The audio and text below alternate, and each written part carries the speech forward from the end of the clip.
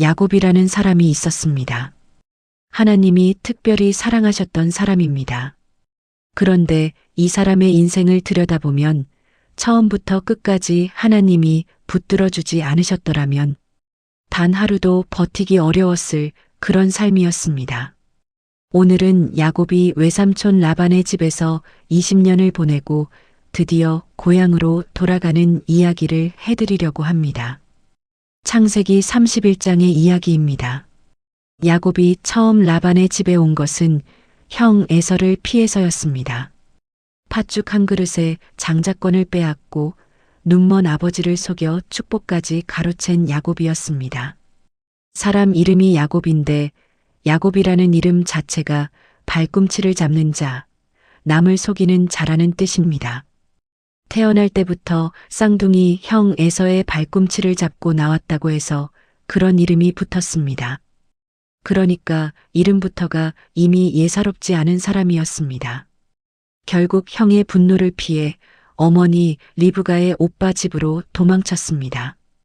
빈털터리로 혼자서 아무것도 없이 길을 떠났습니다. 가진 것이라고는 지팡이 하나뿐이었다고 나중에 야곱 자신이 고백합니다. 하란까지는 아주 먼 길이었습니다. 지금으로 치면 수백 킬로미터가 넘는 길입니다. 걷고 또 걸었을 것입니다.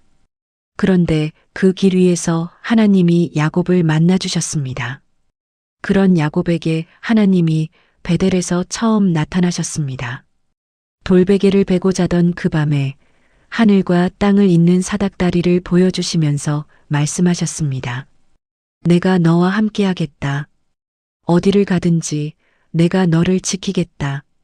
도망자에게 사기꾼에게 아무것도 없이 맨손으로 길을 걷는 자에게 하나님이 나타나셔서 말씀하셨습니다.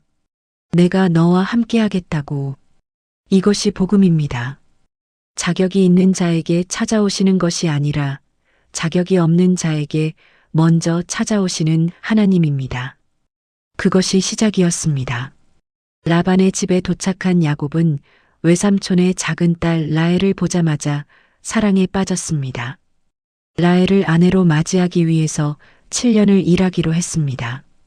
그런데 7년이 지난 결혼식 날 밤 라반이 라헬 대신 큰딸 레아를 보냈습니다. 아침에 눈을 떠보니 레아였습니다. 야곱이 얼마나 황당했겠습니까? 그런데 사실 이 장면에서 참 묘한 생각이 듭니다. 야곱이 아버지를 속인 것처럼 이제 야곱이 속임을 당한 것입니다. 야곱이 눈먼 아버지를 속일 때 형의 옷을 입고 형 흉내를 냈습니다. 라반도 신랑을 속일 때 신부를 바꿔치기 했습니다. 심은 대로 거둔다는 말이 성경 곳곳에 있습니다. 하나님이 야곱에게 직접 벌을 내리신 것이 아닙니다. 그냥 삶이 그를 가르친 것입니다. 라반에게 따졌더니 라반이 말했습니다. 우리 동네 풍속에는 작은 딸을 큰 딸보다 먼저 시집 보내지 않는다고요. 그러면서 라헬도 아내로 주겠다며 7년을 더 일하라고 했습니다. 야곱은 또 7년을 일했습니다. 이렇게 합산하면 이미 14년입니다. 그 이후에도 야곱은 라반의 양떼를 위해 6년을 더 일했습니다. 20년입니다. 20년 동안 야곱은 라반을 위해 일했습니다. 그런데 참 이상한 일이 벌어졌습니다. 야곱이 일하는 동안 라반의 재산이 엄청나게 불어났습니다. 야곱 덕분이었습니다. 하나님이 야곱과 함께 하시니까 야곱이 손 떼는 것마다 잘 되었습니다. 양떼가 새끼를 낳을 때도 야곱이 관리하면 건강한 양들이 태어났습니다. 라반은 점점 더 부자가 되었습니다. 야곱도 점점 재산이 늘었습니다. 그런데 문제가 생기기 시작했습니다. 라반의 아들들이 수군거리기 시작했습니다. 저 야곱이 우리 아버지 것을 다 빼앗아 가고 있다. 우리 아버지 재산으로 저렇게 부자가 된 것이다. 억울하다는 것입니다. 배가 아프다는 것입니다. 그리고 라반의 태도도 달라졌습니다. 야곱이 보니까 라반의 눈빛이 예전 같지 않았습니다. 전에는 사위를 보는 눈빛이었는데 이제는 경쟁자를 보는 눈빛이 되어 있었습니다. 그 즈음에 하나님이 야곱에게 말씀하셨습니다. 야곱아, 내 조상의 땅으로, 내 친족에게로 돌아가라. 내가 너와 함께하겠다. 하나님이 먼저 말씀하셨습니다. 야곱이 결심한 것이 아니라 하나님이 먼저 부르셨습니다. 이게 중요합니다. 우리의 인생에서 중요한 전환점들은 대부분 우리가 결심하기 전에 하나님이 먼저 부르시는 경우가 많습니다. 야곱이 20년 만에 고향으로 돌아갈 수 있게 된 것도 야곱이 용기를 냈기 때문이 아니라 하나님이 먼저 부르셨기 때문입니다. 사실 야곱 혼자였다면 두려웠을 것입니다. 형 에서가 고향에 있었습니다. 20년 전에 자신을 죽이겠다고 했던 형 에서가 아직 거기에 있었습니다. 라반도 무서웠을 것입니다. 그 앞에서 조용히 떠났다가는 어떤 일이 생길지 몰랐습니다. 그러나 하나님이 먼저 말씀하셨습니다. 돌아가라. 내가 함께하겠다. 이 한 말씀이 야곱을 움직였습니다. 야곱은 아내들을 불렀습니다.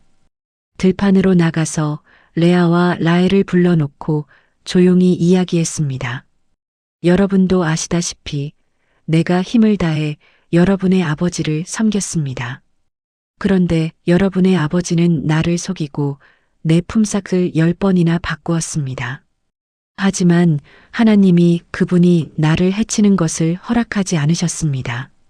야곱은 하나님이 자신과 함께 하셨다는 것을 증언했습니다. 설교를 한 것이 아닙니다. 자기 삶에서 하나님이 어떻게 일하셨는지를 아내들에게 이야기한 것입니다. 그리고 야곱은 꿈에서 하나님이 하셨던 말씀도 그대로 전했습니다. 하나님이 나에게 일어나서 이 땅을 떠나 내 출생지로 돌아가라고 하셨소. 야곱은 자기가 결심한 것이라고 말하지 않았습니다. 하나님이 말씀하셨다고 했습니다.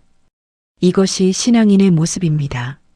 내 뜻이 아니라 하나님의 뜻임을 가족에게 설명하는 것입니다. 레아와 라헬이 대답했습니다. 우리 아버지 집에 우리에게 돌아올 몫이 뭐가 있겠어요? 아버지가 우리를 팔다시피 하셨잖아요.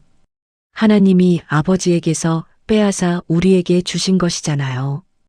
당신이 하나님의 말씀대로 하시면 우리는 따르겠습니다. 두 아내가 한 목소리로 말했습니다. 이 장면이 참 아름답습니다. 레아와 라헬은 원래 서로 경쟁하는 사이였습니다. 야곱의 사랑을 두고 평생 경쟁하던 두 자매였습니다. 레아는 야곱이 사랑하지 않는 아내였습니다. 그 마음이 얼마나 아팠겠습니까? 아들을 낳을 때마다 이제는 남편이 나를 사랑하겠지, 이제는 나를 귀히 여기겠지 했던 레아였습니다. 라헬은 야곱의 사랑을 받는 아내였지만 아이를 낳지 못하는 고통이 있었습니다. 두 여인이 각자의 슬픔을 안고 살았습니다. 그런데 이 순간만큼은 한 마음으로 야곱과 함께 하나님의 뜻에 순종하기로 한 것입니다. 하나님이 가정을 하나로 묶어주신 것입니다. 레아도 라헬도 아버지 집보다 야곱과 하나님의 길을 택했습니다. 혈육보다 믿음이 앞선 것입니다. 이 두 여인도 하나님의 이야기 속에 있었습니다. 야곱은 서둘러 길을 떠났습니다. 라반이 양털을 깎으러 나간 사이였습니다. 낙타에 짐을 싣고 아이들을 태우고 양떼를 몰고 유프라테스 강을 건넜습니다. 가나안 땅을 향해서입니다. 얼마나 분주하고 긴장된 출발이었겠습니까? 아이들도 많고 짐도 많고 양떼도 많았는데 들키지 않으려면 서둘러야 했습니다. 새벽빛이 채 가시기 전에 떠났을 것입니다.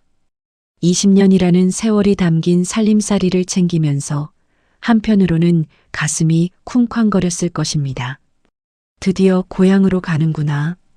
드디어 아버지에게로 돌아가는구나. 그런데 이때 한 가지 일이 조용히 벌어졌습니다. 라헬이 아버지 집의 드라빔을 가져간 것입니다. 드라빔은 당시 집안의 수호신처럼 여기던 작은 신상들입니다. 그 시대에는 드라빔을 가진 자가 재산 상속권을 주장할 수 있다는 풍습도 있었다고 합니다.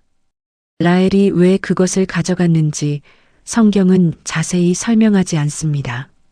어쩌면 아직 마음 한켠에 우상에 대한 미련이 남아 있었던 것인지도 모릅니다. 아니면 아버지가 자신에게 해를 끼칠까봐 두려워서 일종의 보험처럼 가져간 것인지도 모릅니다. 아니면 아버지의 재산에 대한 권리를 자기 것으로 확보하고 싶었던 것일 수도 있습니다. 이유야 어떻든 그것은 옳은 일이 아니었습니다. 하지만 하나님은 그런 라헬도 버리지 않으셨습니다. 어쨌든 라헬은 그것을 낙타 안장 속에 숨겼습니다. 야곱은 몰랐습니다. 사흘 후에 야곱이 도망쳤다는 소식이 라반에게 전해졌습니다. 라반이 친척들을 모아 7일을 추격했습니다. 길르앗 산지에서 야곱을 따라잡았습니다. 7일을 뒤쫓아 따라잡았다는 것은 라반이 꽤 빠르게 달려왔다는 것입니다. 라반에게는 야곱을 그냥 보낼 생각이 없었습니다. 사위라서가 아니라 야곱이 있어야 자기 재산이 불어났기 때문입니다. 그런데 그 전날 밤에 하나님이 라반의 꿈에 나타나셨습니다. 야곱에게 좋은 말도 나쁜 말도 하지 마라. 하나님이 라반을 막으셨습니다. 라반이 야곱을 해치려는 마음이 있었는데 하나님이 꿈으로 경고하신 것입니다. 야곱은 이 사실을 몰랐습니다. 자기 뒤에서 하나님이 라반을 막고 계신 줄을 몰랐습니다. 하지만 하나님은 야곱이 알든 모르든 상관없이 야곱을 지키고 계셨습니다. 이것이 은혜입니다. 우리가 알 때만 하나님이 일하시는 것이 아닙니다. 우리가 모르는 사이에도 우리 뒤에서도 앞에서도 하나님은 일하고 계십니다. 우리가 잠든 밤에도 하나님은 일하고 계십니다.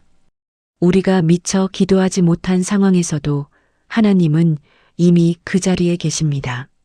라반이 야곱의 진영에 도착했습니다. 그리고 야곱을 불렀습니다. 어찌 이런 짓을 하였느냐? 나를 속이고 내 딸들을 칼에 사로잡힌 자처럼 끌어갔구나. 어찌하여 몰래 도망쳤느냐? 내게 알렸더라면 내가 기쁘게 보내주었을 텐데. 내 딸들에게, 내 손자들에게 작별 입맞춤도 못하게 하였구나. 라반의 말을 들으면 마치 자기가 굉장히 좋은 장인인 것처럼 들립니다. 기쁘게 보내주었을 것이라고요. 정말 그랬을까요? 20년 동안 야곱을 속이고 품삯을 10번이나 바꾸고 딸들을 팔다시피 한 사람이 과연 기쁘게 보내주었을까요? 라반은 자기 자신에 대해서 매우 좋은 이미지를 가지고 있었습니다. 그리고 거기에 한 가지를 덧붙였습니다. 내 신들을 훔쳐간 자가 있소. 드라빔 이야기입니다. 야곱은 몰랐습니다. 라헬이 가져간 것을 야곱은 전혀 몰랐습니다. 그래서 당당하게 말했습니다. 누구에게서든지 당신의 신들이 발견되면 그 사람은 살지 못할 것이요. 얼마나 당당한 선언입니까? 그런데 이 말이 나중에 얼마나 아프게 돌아올지를 야곱은 몰랐습니다. 라헬이 일찍 세상을 떠나는 것이 혹시 이것과 관계가 있는 것인지 성경은 직접적으로 연결하지 않습니다. 하지만 라헬의 짧은 생애를 생각할 때 마음이 아픕니다. 라반이 장막을 하나씩 뒤지기 시작했습니다. 야곱의 장막, 레아의 장막, 두 여종의 장막을 다 뒤졌습니다. 아무것도 나오지 않았습니다. 마지막으로 라헬의 장막에 들어갔습니다.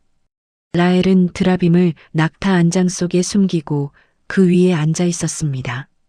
아버지 라반이 안장 밑을 들여다보려 하자 라헬이 말했습니다. 아버지, 제가 일어나지 못하는 것을 노여워 마소서. 여자가 그러한 때가 되어 몸이 불편합니다. 라반은 결국 드라빔을 찾지 못하고 나왔습니다. 라헬의 기지로 넘어간 것입니다. 그런데 이 장면에서 한 가지를 생각해 보게 됩니다. 라헬은 드라빔을 가져왔습니다. 그리고 거짓말로 아버지를 속였습니다. 하지만 하나님은 그 드라빔을 라반에게 돌려보내지 않으셨습니다. 어떤 의미에서 하나님은 라헬을 통해 그 우상들이 더 이상 라반의 집에서 영향력을 미치지 못하도록 하신 것일 수도 있습니다. 하나님의 방법은 때때로 우리가 기대하지 않은 방식으로 나타납니다. 라반이 빈손으로 나오자 이번에는 야곱이 말문을 열었습니다. 20년 동안 쌓인 억울함이 터져 나왔습니다. 내가 무슨 죄를 지었소? 내가 무엇을 잘못했소? 왜 이렇게 쫓아와서 내 것을 다 뒤졌소? 야곱이 말했습니다. 내가 20년 동안 당신 집에 있었소. 당신의 암양과 암염소는 낙태하지 않았소. 당신 양떼의 순양을 내가 먹지 않았소. 들짐승에게 찢긴 것도 내가 당신에게 가져가지 않고 내가 다 물어주었소. 나는 낮의 더위와 밤의 추위를 참으며 눈 붙일 겨를도 없었소. 야곱의 항변에 억울함이 가득합니다. 20년이라는 세월이 담겨 있습니다. 그리고 야곱은 마지막에 이렇게 말했습니다. 내 아버지의 하나님, 아브라함의 하나님, 이삭이 두려워하는 하나님이 나와 함께하지 않으셨더라면 당신은 나를 빈손으로 내보냈을 것이요. 야곱이 자신의 모든 것이 하나님 덕분이었음을 고백하고 있습니다. 20년 동안의 수고와 땀과 눈물 끝에 나온 고백입니다. 하나님이 함께하지 않으셨더라면 나는 아무것도 아니었다. 이 고백이 야곱의 입에서 나왔다는 것이 감동입니다. 젊은 날에 자기 힘으로 모든 것을 얻으려 했던 야곱이 20년의 고생 끝에 이런 고백을 하게 되었습니다. 하나님은 야곱을 포기하지 않으셨습니다. 20년의 세월 동안 야곱을 다듬고 계셨습니다. 라반은 야곱의 말에 반박하지 못했습니다. 라반은 여전히 체면을 세우려 했습니다. 이 딸들은 내 딸이고 이 손자들은 내 손자이며 이 양떼는 내 양떼요. 그러면서도 이제 어쩔 수 없다는 것을 알았습니다. 자, 우리가 언약을 맺읍시다. 그것이 나와 너 사이의 증거가 되게 합시다. 야곱과 라반이 언약을 맺었습니다. 야곱이 돌을 가져다 기둥을 세웠습니다. 라반은 아람어로 여갈사아두다라 불렀고 야곱은 히브리어로 갈르에시라 불렀습니다. 둘 다 증거의 무더기라는 뜻입니다. 서로 다른 언어를 쓰는 두 사람이 같은 의미의 이름을 붙였습니다. 그것이 그들의 경계가 되었습니다. 나는 이 무더기를 넘어 내게 가지 않겠소. 너도 이 기둥을 넘어 내게 오지 마시오. 그 자리를 미스바라고도 불렀습니다. 미스바는 망대라는 뜻입니다. 우리가 서로 떠나 있을 때에도 하나님이 나와 너 사이를 감찰하신다는 것입니다. 서로 볼 수 없는 곳에 있을 때, 서로 어떻게 지내는지 알 수 없을 때에도 하나님은 보고 계신다는 것입니다. 이 미스바 선언이 나중에는 서로를 축복하는 말로 쓰이기도 했습니다. 우리가 헤어져 있을 때 하나님이 나와 너 사이를 지켜주시기를. 원래는 경계의 표시였는데 하나님이 함께 하신다는 고백이 담겨 있기 때문에 축복의 말이 되었습니다. 야곱은 그 산에서 제사를 드렸습니다. 형제들을 불러 함께 먹었습니다. 하룻밤을 그곳에서 보냈습니다. 20년 만에 고향을 떠났다가 드디어 돌아가는 밤입니다. 그 밤에 야곱이 무슨 생각을 했을지 궁금합니다. 두려움도 있었을 것입니다. 형 에서를 생각했을 것입니다. 기대도 있었을 것입니다. 아버지 이삭이 살아계신지, 고향 땅이 어떻게 변해 있는지. 하지만 무엇보다 하나님의 말씀이 그를 붙들었을 것입니다. 내가 너와 함께하겠다. 이튿날 아침 라반이 손자들과 딸들에게 입을 맞추며 축복했습니다. 그리고 돌아갔습니다. 라반이 자기 곳으로 돌아갔습니다. 그것으로 20년의 이야기가 끝났습니다. 야곱은 가나안을 향해 길을 걸었습니다. 그때 하나님의 사자들이 야곱을 맞이했습니다. 야곱이 그들을 보고 말했습니다. 이는 하나님의 군대로다. 그리고 그곳을 마하나임이라 불렀습니다. 두 진영이라는 뜻입니다. 야곱의 진영과 하나님의 군대가 함께 있었다는 것입니다. 야곱이 홀로 걸어가는 것처럼 보였지만 하나님의 군대가 함께 가고 있었습니다. 뒤에는 라반이 있었고 앞에는 에서가 기다리고 있었습니다. 그 사이 어디쯤에서 야곱은 하나님의 군대를 보았습니다. 하나님은 야곱이 가장 두려운 그 길목에 군대를 보내주셨습니다. 혼자가 아니라는 것을 보여주신 것입니다. 이 창세기 31장에서 참 많은 것을 보게 됩니다. 야곱의 20년이 억울해 보이지만 하나님은 그 20년을 단 하루도 허비하지 않으셨습니다. 라반에게 속고 또 속으면서도 하나님이 지키셨습니다. 품삯이 10번 바뀌어도 하나님이 채워주셨습니다.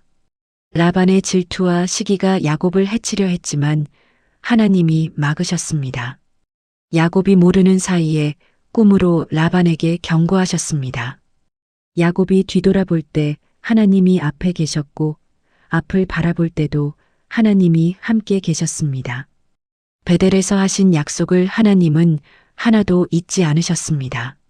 내가 너와 함께 하겠다. 어디를 가든지 너를 지키겠다. 하나님은 그 약속을 20년 동안 지키셨습니다. 빈털터리로 도망쳤던 야곱이 이제 두 때를 이룰 만큼 큰 가족과 재산을 가지고 돌아가고 있었습니다. 이것이 하나님의 은혜입니다. 인간의 계획이 아닙니다.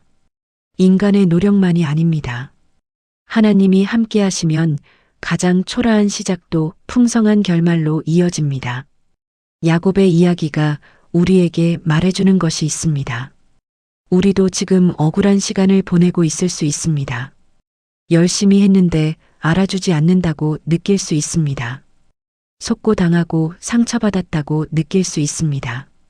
라반 같은 사람이 내 주변에 있을 수도 있습니다. 믿었는데 뒤통수를 맞은 것 같은 그 느낌, 야곱도 알았습니다.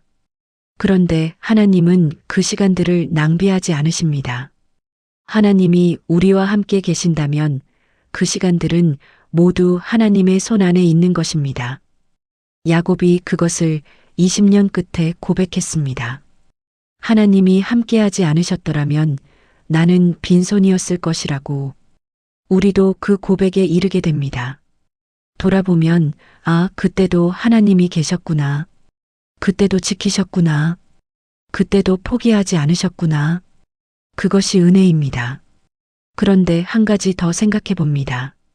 야곱이 하나님을 붙잡은 것이 아니라 하나님이 야곱을 붙잡으셨다는 것입니다.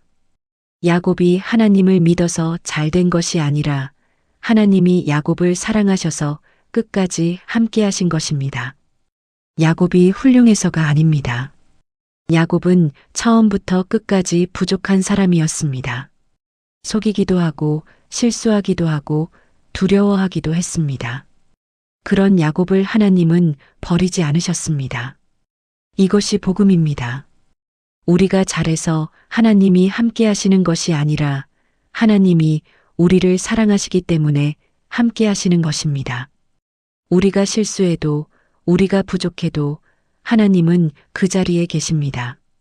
야곱이 하나님의 은혜를 온전히 깨달은 것이 이 20년이라는 시간이었습니다. 고생이 없었다면 그 고백이 나오지 않았을 것입니다. 라반이 없었다면 그 항변이 나오지 않았을 것입니다. 빈손으로 도망쳤던 그 시간이 없었다면 하나님이 얼마나 채워주셨는지 알지 못했을 것입니다. 하나님은 야곱의 20년을 사용하셨습니다. 야곱은 길을 걸어갑니다. 하나님의 군대가 함께합니다. 앞에는 아직 에서와의 만남이 남아 있습니다. 야곱의 이야기는 아직 끝나지 않았습니다. 하지만 하나님은 계속 함께 하실 것입니다. 베델의 약속처럼, 20년 동안처럼, 마하나임에서처럼 하나님은 자신의 사람을 끝까지 붙드십니다. 그것이 야곱의 하나님이시고 우리의 하나님이십니다.